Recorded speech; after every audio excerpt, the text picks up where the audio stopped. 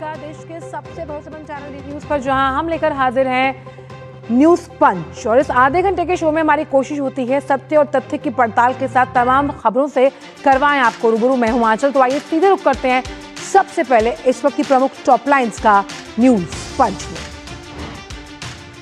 तो आज न्यूज पंच में बात होगी भगवान राम की कि किस तरह से प्रतिष्ठा द्वादशी का उल्लास श्री राम मंदिर अयोध्या में देखा जा रहा है। दर्शन अभिलाषी भगवान राम से ले रहे हैं आशीर्वाद, इस पर करेंगे विस्तार से बात।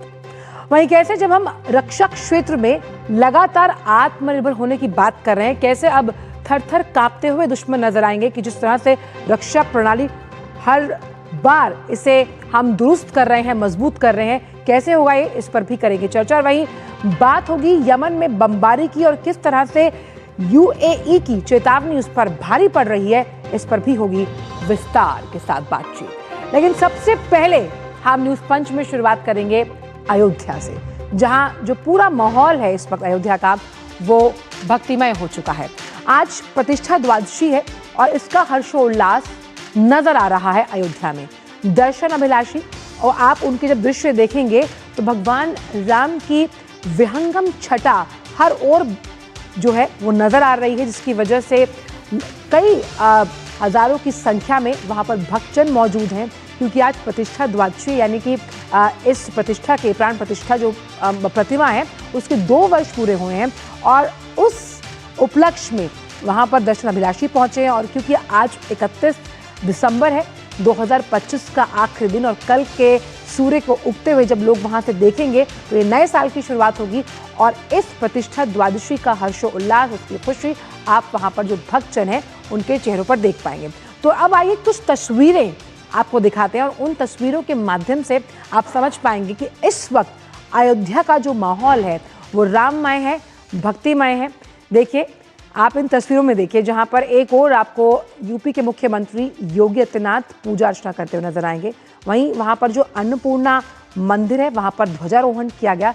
रक्षा मंत्री राजनाथ सिंह ने भी राम मंदिर में पूजा अर्चना की है और पूरा माहौल राममय, भक्तिमय होता हुआ नजर आ रहा है। आध्यात्म, भक्ति, शक्ति की इस स्वरूप को आप यहाँ पर देख पाएंगे और अनुपम संगम है यहाँ पर, क्योंकि दर्शन अभिलाषी भी हजारों की संख्या में वहाँ पर मौजूद है, जहाँ भक्ति उत्सव में डूबती हुई नजर आ रही है रामनगरी। इसलिए वो कहते भी हैं कि राम का नाम भजें, क्योंकि राम का नाम उनसे भी बड़ा है।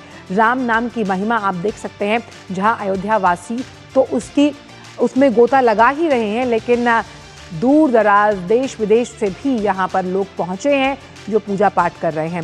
तो आज का दिन बेहद अहम, जहाँ अन्नपूर्णा मंदिर में ध्वजारोहण हुआ, सीएम योगी आदित्यनाथ ने भी पूजा अर्चना की, रक्षा मंत्री राजनाथ सिंह ने भी वहाँ पूजा अर्चना की। अब आप देखिए इन 4 तस्वीरों को हम आपको दिखाते हैं, क्योंकि प्रतिष्ठा द्वादशी है आज और इसीलिए किस तरह का उल्लास यहाँ देखा जा रहा है। अयोध्या की तस्वीरें आप देखिए, काशी को आप देखिए कि यहाँ पर किस तरह से प्रभु के दर्शन करने के दर्शन अभिलाषी वहाँ पर पहुँच रहे हैं।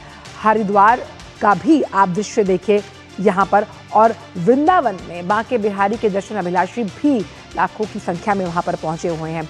और मकसद, उद्देश्य, लक्ष्य ही कि प्रभु के आशीर्वाद को आत्मसात किया जाए, प्रभु के चरणों में शीश झुकाया जाए, क्योंकि जो नए साल का आरंभ है वो प्रचंड हो, शुभ हो, शुभारंभ हो और प्रभु के चरणों से हो। तो मनसा देवी की तस्वीरें हमने आपको दिखाई, हम आपको काशी की तस्वीरें दिखा रहे हैं, अयोध्या की तस्वीरें, और हम दिखा रहे हैं कि वृंदावन में बांके बिहारी को किस तरह से लोग जो है वहाँ पूजने के लिए पहुँचे।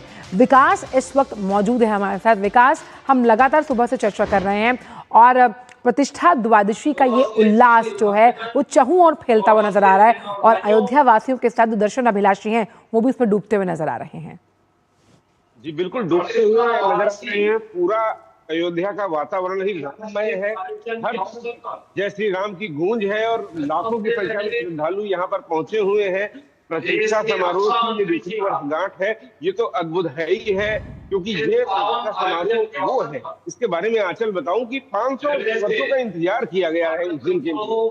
अपने आप में बहुत ही खास होता है ये। यहाँ पर पूरे समस्त लोग तो देख ही रहे हैं, अनंत लोक से भी न जाने कितनी दिव्य आत्माएं आज खुश हो रहे होंगे, प्रफुल्लित हो रहे होंगे उस दिन से जब प्राण प्रतिष्ठा समारोह किया था पीएम मोदी ने, उसके बाद से हमने देखा कि अयोध्या में आने वालों का तांता लगा रहता है हर समय। जून तक ही 26 लोगों की जानकारी यहाँ आ चुके हैं और प्रतिदिन 1 लाख से 1.5 लाख लोग यहाँ पहुंचते हैं दर्शन करने के लिए। और शनिवार इतवार या विशेष खास मौके हो तो अलग ही हो, यहाँ पर नित्य नए आयोजन होने लगे हैं। यहाँ पर दीपोत्सव कराया जाता है, यहाँ पर रामनवमी के आयोजन, सीता विवाह के आयोजन, इन जैसे आयोजन यहाँ पर तमाम श्रद्धालु पहुंचते हैं। और ये स्थानीय स्तर से नहीं, पूरे देश और विदेश से यहाँ पर लोग पहुंचते हैं, पूरी दुनिया से लोग पहुंचते हैं। सनातन को मानने वाला, प्रभु श्री राम में आस्था रखने वाला हर व्यक्ति यहाँ पर पहुंच रहा है, आना चाह रहा है। अयोध्या में बहुत भी कुछ देखा था, इस अयोध्या में राजनीतिक उपेक्षा भी देखी थी। तो तमाम सारे बड़े नेता राजनीतिक दलों के यहाँ पर आते थे और यहाँ नहीं आते थे कभी, लेकिन यहाँ प्रभु श्री राम के दरबार में आना उनको अच्छा पसंद नहीं था, क्योंकि उनका वोट बैंक कहीं खिसक ना जाए। लेकिन अब देख रही, पूरी दुनिया उनको दिखा रही है,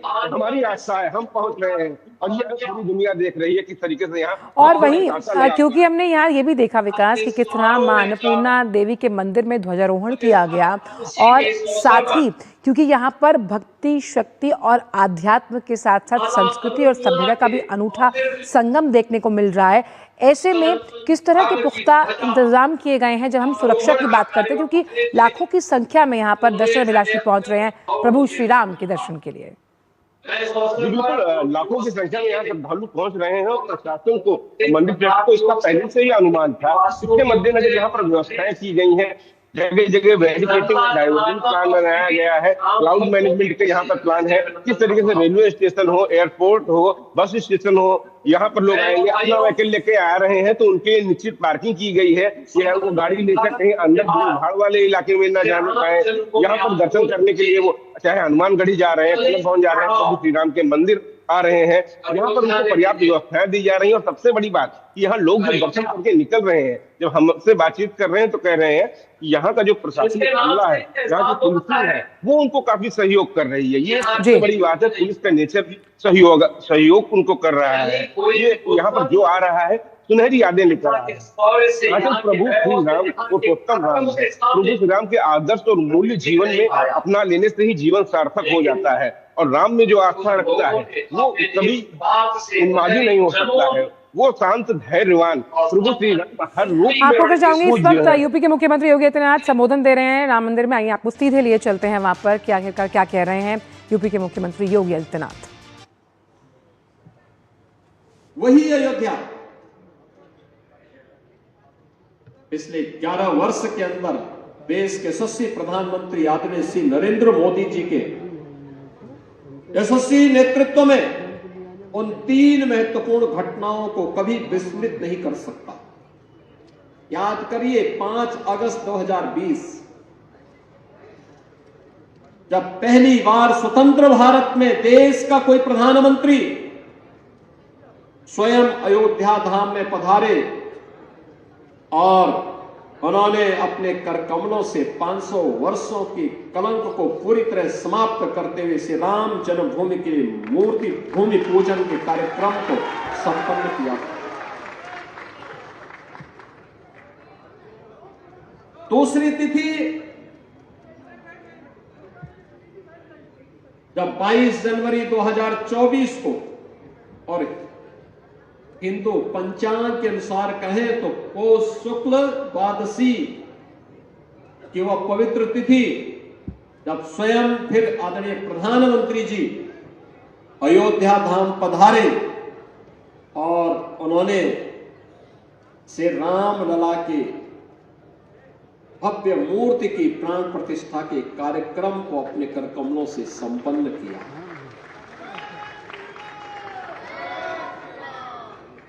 तीसरा,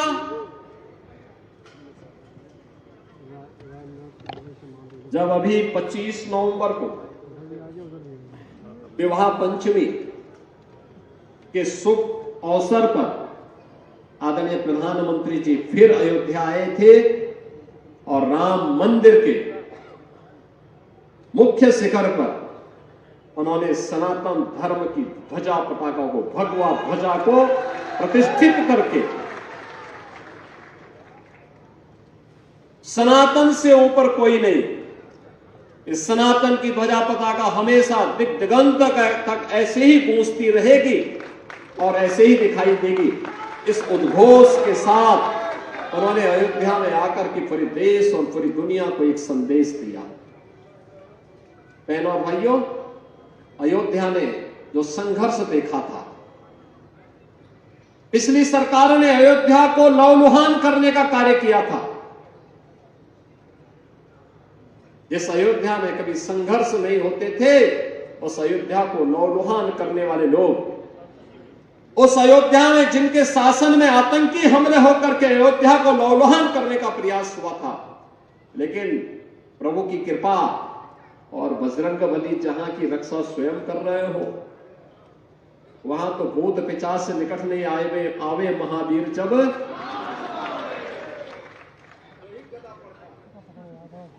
हनुमानगढ़ी में भगवान यानी हनुमान जी महाराज स्वयं विराजमान है। कैसे कोई आतंकी यहां घुस जाता। जैसे ही उन्होंने दुस्साहस किया था 2005 में, याद करिए कैसे पीएसी के जवानों ने ठक ठक ठक ठक करके वहीं पे उनको मार गिराया। अयोध्या तो संदेश देती है और उसी संदेश को आगे बढ़ाने के लिए अब आप देखते होंगे देश और दुनिया का कोई भी ऐसा श्रद्धालु नहीं, सनातन धर्मावलंबी नहीं, जो अयोध्या आकर के दर्शन करके अभिभूत न होता हो। 1 लाख एवरेज। अगर हम लोग देखें पिछले 5 वर्ष के अंदर 45 करोड़ से अधिक श्रद्धालु अयोध्या धाम में आया है। जहां पर पहले कुछ लाखों में लोग आते थे। याद करिए 17 के पहले न बिजली थी, न पानी थी, न स्वच्छता थी, न सड़क थी, न कनेक्टिविटी थी, कोई सुविधा नहीं थी, सुरक्षा की भी व्यवस्था नहीं थी, और कोई जय श्री राम बोलता था तो उस पर लाठी जरूर पड़ जाते थे, गिरफ्तारियां हो जाती थी। आज तो आप देश में जाइए, राम राम बोलिए, जय श्री राम बोलिए, और अब तो भारत सरकार की योजना भी जी राम जी के नाम पर ही आ गई है, जो रोजगार की सबसे बड़ी स्कीम बनने जा रही है। तो आप सुन रहे थे अयोध्या से, जहां पर मुख्यमंत्री योगी आदित्यनाथ संबोधन दे रहे थे। उन्होंने साफ तौर पर कहा कि किस तरह से अयोध्या ने संघर्ष देखा और आज तमाम जो दर्शन अभिलाषी हैं प्रतिष्ठा द्वादशी के अवसर पर यहाँ पर वो अभिभूत हो रहे हैं, भगवान के अनुभवों और साथ ही साथ उनकी भावनाओं को आत्मसात करते हुए नजर आ रहे हैं। वापस रुक करते हैं हमारे शो न्यूज़ पंच का, जहां हम बात करेंगे अब कि किस तरह से रक्षा प्रणाली को मजबूत कर रहा है भारत और कैसे हम आत्मनिर्भर हो रहे हैं। तो रक्षा मंत्रालय ने एक दिन पहले सोमवार को करीब 79,000 करोड़ रुपए के एडवांस हथियार और सैन्य उपकरण जो है उसके खरीदने के प्रस्ताव को मंजूरी दी, जिससे भारत की तीनों सेनाओं की शक्ति में और बढ़ोतरी दर्ज होगी। और बीते कल यानी साल के आखिर में सरकार ने एक और बड़ा कदम उठाया, वो कदम जिसने देश की सुरक्षा को और मजबूत करने का वादा किया है। जी हाँ, 30 दिसंबर 2025 को रक्षा मंत्रालय ने भारतीय सेना और नौसेना की युद्ध क्षमता को बढ़ाने के लिए कुल 4,666 करोड़ रुपए के 2 अहम डिफेंस डील किए हैं। इन डील्स के तहत आर्मी और नेवी की ताकत में और वृद्धि दर्ज होगी। हमारी सेना घातक हथियारों से लैस होगी। इस डिफेंस डील में क्या कुछ खास बातें हैं, इस पर हम आपको अब आगे की रिपोर्ट दिखाएंगे और साथ ही साथ कैसे ये नौसेना सेना की ताकत को बढ़ाएगी, यानी कि आर्मी नेवी की ताकत को आगे बढ़ाएगी, इस पर भी करेंगे हम चर्चा। तो आइए सीधे ग्राफिक्स के जरिए समझते हैं कि आखिरकार इस डील को साइन करने से होना क्या है। तो जब हम डील की बात करते हैं तो रक्षा मंत्रालय की ये बहुत बड़ी डील है, जिससे सेना और नौसेना की ताकत बढ़ती हुई नजर आ रही है। 4,666 करोड़ रुपए के तमाम जो अनुबंध हैं उन पर हस्ताक्षर किया गया। साथ ही इसकी युद्धक क्षमता में और इजाफा होगा, क्योंकि 79 करोड़ रुपए की जब हम बात करते हैं, रक्षा सौदे जो है उन्हें मंजूरी दी गई, यानी कि हरी झंडी दिखाई गई है। अब आते हैं फाइनेंशियल ईयर 2026 की बात करते हैं कि किस तरह से आधुनिकीकरण यानी कि टेक्नोलॉजी ट्रांसफर को सर्वोपरि मानकर करीबन 1.82 करोड़ के जो पूंजीगत अनुबंध हैं वो तैयार किए गए हैं। अब इस कैसे सटीक मारक क्षमता को बढ़ोतरी दे रही है। जब हम इस डील की बात करते हैं तो सेना, नौसेना को ये ताकत मिलने वाली है, जिसमें हम CQB जो कार्बाइन है उसमें बढ़ोतरी होगी और करीबन 4 लाख से ज़्यादा अधिक उपकरण खरीदे जाएंगे इसके अंतर्गत। अब 2770 करोड़ रुपए का ये अनुबंध है। भारत फोर्ज, यानी कि जब हम भारतीय कंपनियों की आगे आने की बात करते हैं रक्षा क्षेत्र में, तो Bharat forge PLR system private limited के साथ ये करार हुआ है और सैनिक विश्व स्तरीय मारक क्षमता से लैस होंगे। और इस पूरी खबर पर बात करने के लिए हमारे साथ नंदिता डागर इस वक्त मौजूद है। नंदिता, किस तरह से जब इस डील को सील किया गया है ये रक्षा क्षेत्र को और मजबूत बनाएगी आने वाले सालों में? एक और उदाहरण आंचल, कैसे इंडिया की मेड इन इंडिया, अपने इंडिया में बने हुए, भारत में बने हुए, डिजाइन किए हुए वेपन्स हैं, उसकी ये मिसाल है। हमारी जो पैदल सेना होती है जिसको इन्फेंट्री बोलते हैं आंचल, उसके अंदर ये करोड़ों रुपए का कॉन्ट्रैक्ट, और आप जानते हैं 4.5 लाख से ज्यादा ये क्लोज क्वार्टर कार्बाइन्स है। हमारी फौजें जो हैं, हमारी थल सेना की बात करूं तो वो उसमें 200 तरह के एम्यूनिशन यानी असले का यूज होता है, जिसमें प्रिसिशन गाइडेड म्यूनिशंस जो आर्टिलरी की तोपों से फायर किया जाता है वो है, ये इन्फेंट्री के जो हथियार हैं जैसे इंसास राइफल होती है वो होता है। तो ये क्लोज क्वार्टर बैटल कार्बाइन्स के लिए ये जो कार्बाइन्स आई हैं हमारे इन्फेंट्री की, इसको असॉल्ट वेपन बोलेंगे, उसके लिए एक आत्मनिर्भरता की एक और कड़ी है। इस बार मैं आपको बताऊं आंचल, 2024 से 25 फाइनेंशियल ईयर जो था, क्योंकि अभी जो चल रहा है 2025, इसका तो फाइनेंशियल ईयर 2026 में खत्म होगा, लेकिन इसमें आप देखेंगे कि हमारा जो स्वदेशी रक्षा उत्पादन यानी कि हमारा इंडियन इंडिजिनस डिफेंस मैन्युफैक्चरिंग कितना हो गया, 1,57,000 करोड़ रुपए। और ये 2014 में कितना, 13-14 में कितना था, सिर्फ 900। ये जो है इसमें 170% की इजाफा हुआ है। तो आप देख रहे हैं कि मोदी सरकार की जो नीतियां हैं जो इंडिया में, ताकि हमारी एक सेल्फ रिलायंस रहे, ताकि आपने देखा ऑपरेशन सिंदूर में भी हम किसी के प्रेशर के अंदर नहीं आए। क्यों नहीं आए? क्योंकि हमारे पास हथियार, प्लेटफॉर्म्स, टेक्नोलॉजी सारी इंडियन थी, वो सारे के सारे ड्रोन्स इंडियन थे। और अब जैसे कि युद्ध आप देख रही हैं आंचल की, रशिया और नेटो का जो युद्ध यूक्रेन में चल रहा है उसको 3 साल से ज्यादा हो गए हैं। इजराइल का और गाजा का, पहले गाजा के अंदर जो हमास के खिलाफ युद्ध चल रहा है वो उसको 2 साल से ज्यादा हो गए। तो ये जो लंबे युद्ध चलने वाले हैं, अगर मान लीजिए सिंदूर का पहला राउंड तो कुछ दिन चला, लेकिन अगर लंबे युद्ध की तैयारी करनी है तो हमें ये असले की जरूरत है, इस तरह की एम्यूनिशन की चीज और है कि जिस तरह से सरकार लगातार आगे बढ़ रही है कि रक्षा क्षेत्र में आत्मनिर्भरता को हासिल करना है, इसमें रिसर्च और डेवलपमेंट का भी बहुत अहम रोल है। जब हम DRDO की बात करते हैं, उन स्तरों पर किस तरह की चुनौतियों से पार पा पाई है जब हम बात करते हैं रक्षा प्रणाली? कई तरह के स्टेप्स लिए गए, कई तरह के डिसीजन लिए गए आंचल, जैसे कि DRDO ने सेंटर्स ऑफ एक्सीलेंस बनाए कई इंस्टीट्यूट्स में, जैसे IITs, IIMs, Indian institute of science Bangalore, इनके अंदर IITs और इंडियन इंस्टीट्यूट ऑफ साइंस में प्राइमरीली जिसको इंक्यूबेटर की तरह यूज किया गया, जहां पे जो हमारी फौज ने की चैलेंजेस हैं उनको प्रॉब्लम स्टेटमेंट्स कहा जाता है, वो हर साल जारी की जाती हैं और एकेडमिक्स, साइंटिस्ट और रिसर्चर्स मिलकर DRDO के साथ उनके अंदर रिसर्च कर रहे हैं। दूसरा एक आईडेक्स स्कीम है जिसके अंदर 1.5 करोड़ से, हर प्रोजेक्ट को 1.5 करोड़ से लेकर आईडेक्स प्राइम 10 करोड़ रुपए की फंडिंग दी जाती है, जो ऐसी कटिंग एज टेक्नोलॉजी जिसको फ्यूचर की टेक्नोलॉजी कहा जाता है, जिससे आगे फ्यूचर की यानी कि भविष्य की लड़ाइयां लड़ी जाने वाली हैं, quantum computing, AI, artificial intelligence, robotics, unmanned aerial vehicles, साफ तौर पर इस डिफेंस डील से इनके ऊपर काम हो रहा है। इस रक्षा आईडेक्स क्षेत्र स्कीम को के तहत MSMEs को एंगेज किया जा। बिल्कुल, तो इस डिफेंस डील से रक्षा क्षेत्र को और मजबूती देने के साथ हम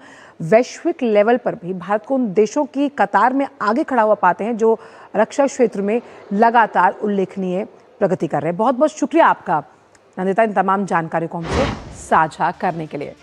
तो आइए अब बात करते हैं मिडिल ईस्ट की।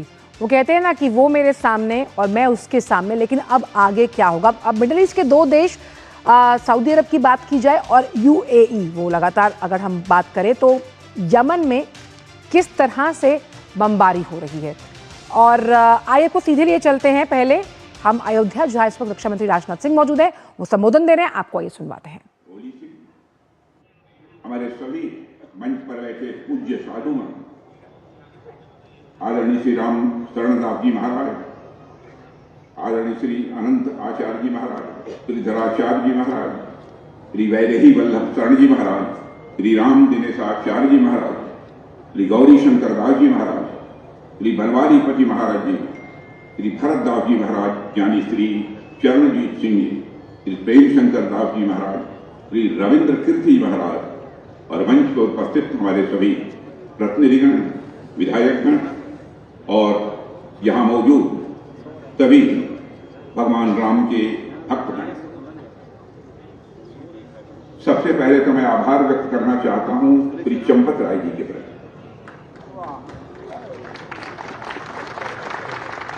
इस परिसर में जो निर्माण कार्य चल रहा है, उस निर्माण कार्य के बारे में उन्होंने बहुत ही विस्तृत जानकारी दी है। मैं इस सच्चाई को आप सबके समक्ष स्वीकार करना चाहता हूं कि अभी तक इतनी विस्तृत जानकारी मुझे नहीं थी और बहुत ही अच्छा उनका प्रस्तुतिकरण रहा। और हमारे उत्तर प्रदेश के मुख्यमंत्री योगी जी के बारे में तो कुछ कहना ही नहीं। उन्होंने अपने उद्बोधन के माध्यम से इन लोगों को थोड़ी बहुत नींद भी आती रही होगी, उन्हें जगा दिया। देवियों और सज्जनों, आज प्रतिष्ठा द्वादशी के इस पुनीत अवसर पर आप सभी पूज्य संतों, पूज्य मनीषियों और भगवान श्री राम के हृदय में निवास करने वाले अवधवासियों तथा मेरे देश के समस्त नागरिकों को भारत के धार्मिक पुनरुत्थान के केंद्र श्री अयोध्या धाम से मेरा सादर जय श्री राम। बहनों और भाइयों, आज इस पावन भूमि पर आकर सचमुच मैं बहुत ही भावुक हूं और अभिभूत हूं। मुझे कहना हो तो एक वाक्य में यही कह सकता हूं, नाथ आज मैं काह न पावा। हे परमात्मा, जो मुझे मिलना चाहिए था जीवन में, मैं समझता हूं कि आज ये दर्शन करने के बाद मुझे अपने जीवन में मिल गया है। आज मुझे क्या नहीं मिल गया, यह दिन पाकर मैं मानता हूं कि सब कुछ मुझे मिल गया। ऐसा लग रहा है जैसे मेरे राघवेंद्र सरकार ने स्वयं इस दिन के लिए मुझे चुना था, इसलिए मुझे यहां आने का अवसर प्राप्त हुआ। साथियों, आज से 2 वर्ष पूर्व हमारे प्रभु श्री राम सदियों की प्रतीक्षा के उपरांत अपने दिव्य मंदिर में विराजमान हुए। अपनी अद्भुत और तेजस्वी छवि के साथ वे आज केवल अयोध्या ही नहीं, अपने संपूर्ण विश्व को वह कीर्ति प्रदान कर रहे हैं। उस कीर्ति की विशालता को समझने और शब्दों में बांधने का सामर्थ्य मुझ जैसे व्यक्ति में तो नहीं है, परंतु प्रभु की कृपा से आज मैं आप सबके समक्ष यहां पर खड़ा हूं और मुझे लगता है कि आज का दिन मेरे जीवन के सौभाग्यशाली दिनों में से एक है। देवियों और सज्जनों, आज हनुमानगढ़ी में विराजमान श्री हनुमंत जी महाराज, मैं मानता हूं उल्लास से वह परिपूर्ण है। जैसे अपने प्रभु को पुनः वैभव के साथ सिंहासन पर आसीन देखकर उनका हृदय कृतार्थ हो उठा। कनक भवन में कनक बिहारी जी आह्लादित हैं।